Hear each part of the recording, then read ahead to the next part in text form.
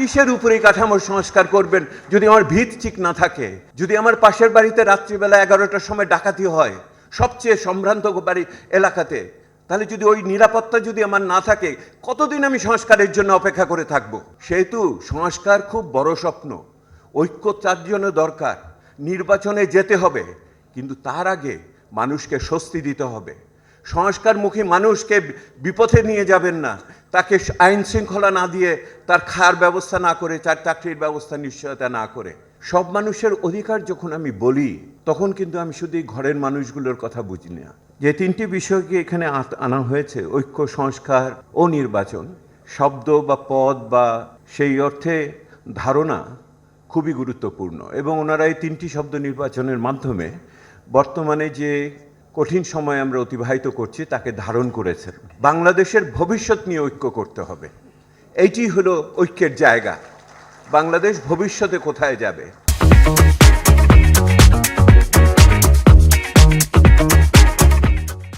ইতিহাসের বিভিন্ন ধরনের ব্যাখ্যা বিবরণ নিয়ে নিজেদের ভিতরে বিভেদ সৃষ্টি না করে ভবিষ্যতের বাংলাদেশকে নিয়ে, আমাদের স্বপ্নের জায়গাটাকে নিয়ে ঐক্য সৃষ্টি করতে হবে। আমার মনে হয় এই জায়গাটাও খুব ক্রমান্বয়ে পরিষ্কার হচ্ছে।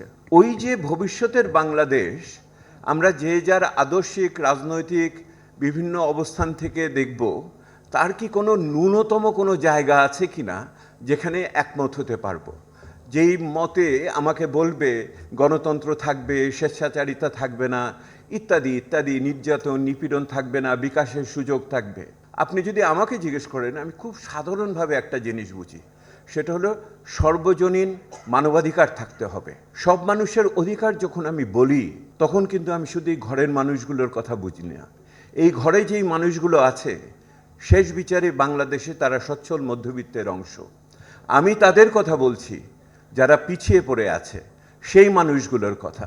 যেই মানুষগুলো নদী ভাঙনের ভিতরে আছে, যেই মানুষগুলো আদিবাসী সম্প্রদায় পার্বত্য চট্টগ্রামে আছে, সমতলের আদিবাসীগুলো আছে, দলিত সম্প্রদায় সেখানে আছে, নারী পুরুষের ভিতরে এখনো বিভেদের ভিতরে রয়েছে, ধর্মীয় চিন্তার ভিতরে বিভেদের ভিতরে রয়েছে, তার লিঙ্গ পরিচিতি তাকে বিভেদের ভিতরে ফেলেছে। আমি সেই মানুষগুলোর কথা বলছি।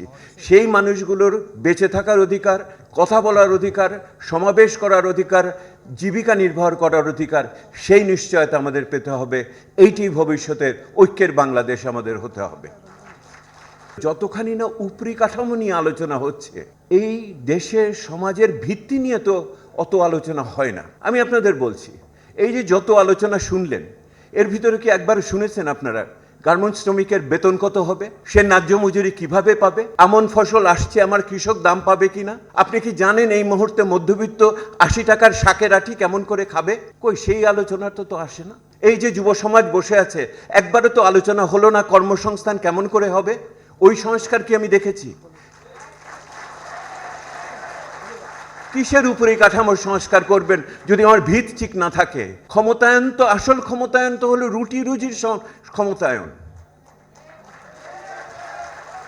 ওইটা আমরা গবেষণা না করলে আপনারা কল্পনাও করতে পারবেন না কি ভয়ঙ্কর অর্থনৈতিক পরিস্থিতির ভিতরে আমরা উত্তরাধিকার সূত্রে পেয়েছি।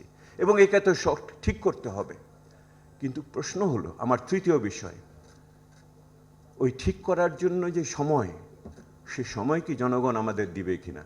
বলেছেন আপনি রাজনীতিবিদদের কথা যুক্ত করার কথা, আমি একমত হলাম। কিন্তু যেই লোকটি এই মুহূর্তে বাজারে যে চাল কিনতে পারে না, এই মুহূর্তে আপনারা সরকারি কর্মচারীদের মহার্ঘ ভাতা আলোচনা করছেন, বাদ বাকি মানুষ কোথা থেকে মহার্ঘ ভাতা পাবে সেই আলোচনা তো শুনি না।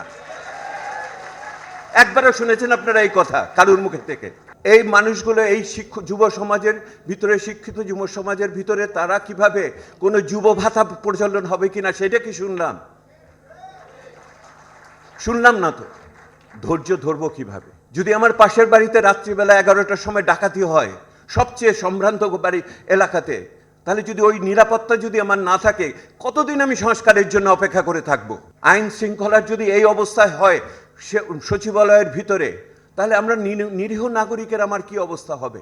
কার কাছে যাব? সেহেতু সংস্কার খুব বড় স্বপ্ন, ঐক্য তার জন্য দরকার। নির্বাচনে যেতে হবে, কিন্তু তার আগে মানুষকে স্বস্তি দিতে হবে। সংস্কারমুখী মানুষকে বিপথে নিয়ে যাবেন না, তাকে আইন শৃঙ্খলা না দিয়ে, তার খাওয়ার ব্যবস্থা না করে, তার চাকরির ব্যবস্থা নিশ্চয়তা না করে। উপরেই আলোচনা করেন, মানুষের জীবন জীবিকা নিরাপত্তার কথা ভুলে যাবেন না। সেটা থাকলেই মানুষ ধৈর্য ধরে আমাদের সকলের সাথে থাকবে। রাজনীতিবিদদেরও এই উপলব্ধিটা আনতে হবে।